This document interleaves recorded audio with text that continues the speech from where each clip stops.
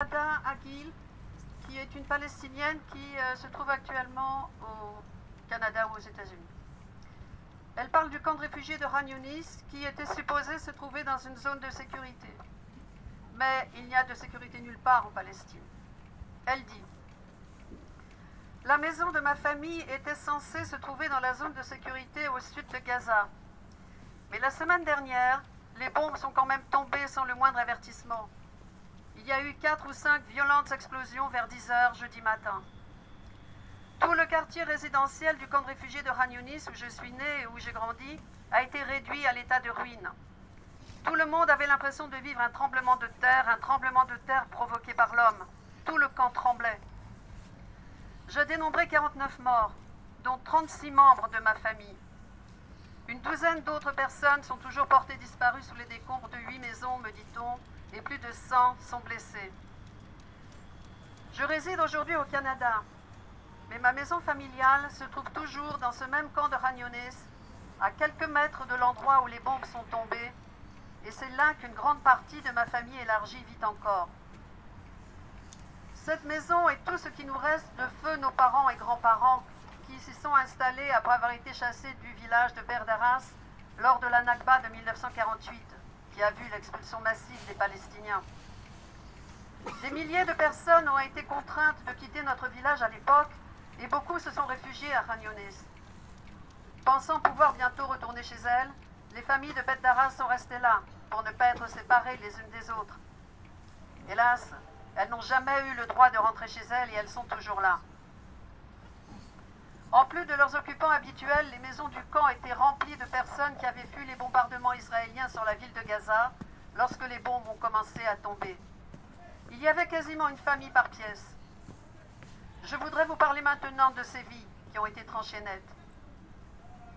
Julia Abou Hussein, la petite fille de ma sœur, âgée de 2 ans, se trouvait dans le salon de la maison familiale et attendait avec impatience l'arrivée de ma nièce Racha qui devait l'amener à acheter des bonbons. Lorsque les premières bombes sont tombées, Rawan, la mère de Julia, a attrapé sa fille et s'est précipitée dans la cuisine avec le reste de la famille. Mais un éclat d'obus a explosé dans la cuisine et a tué Julia dans les bras de sa mère. Il y a tout juste 2 semaines, les parents de Julia, mon neveu Amjad et sa femme Rawan, ont suivi les ordres de l'armée israélienne de quitter la ville de Gaza et d'aller vers le sud, où ils étaient censés être en sécurité. Ils sont partis avec la famille de ma sœur et il leur a fallu 3 jours pour arriver à Khan Younis, à moins de 30 km de chez nous. Pendant ces 3 jours, nous les avons crus morts. Nous sommes en 2023, mais c'est comme si nous étions réveillés en 1948. Les gens courent à nouveau partout pour se mettre à l'abri. Lorsqu'ils sont arrivés dans la zone de sécurité, ils ont réalisé qu'aucun endroit de la bande de Gaza n'était réellement sûr. Mon grand-oncle de 79 ans, Naïf Abou Shamala, enseignant à la retraite, et sa femme Fatia faisaient partie des survivants de la Nakba. Ils vivaient juste en face de chez nous et ils sont morts sous les bombes. Leurs 3 filles et leurs 4 fils ont également été tués. C'est un témoignage parmi des dizaines, des centaines, qui dit bien l'horreur de la situation et qui justifie que nous soyons là encore ce soir et nous le serons encore autant qu'il faudra. Donc je vous remercie d'être venus ce soir. Pour la semaine prochaine, nous allons vous proposer autre chose.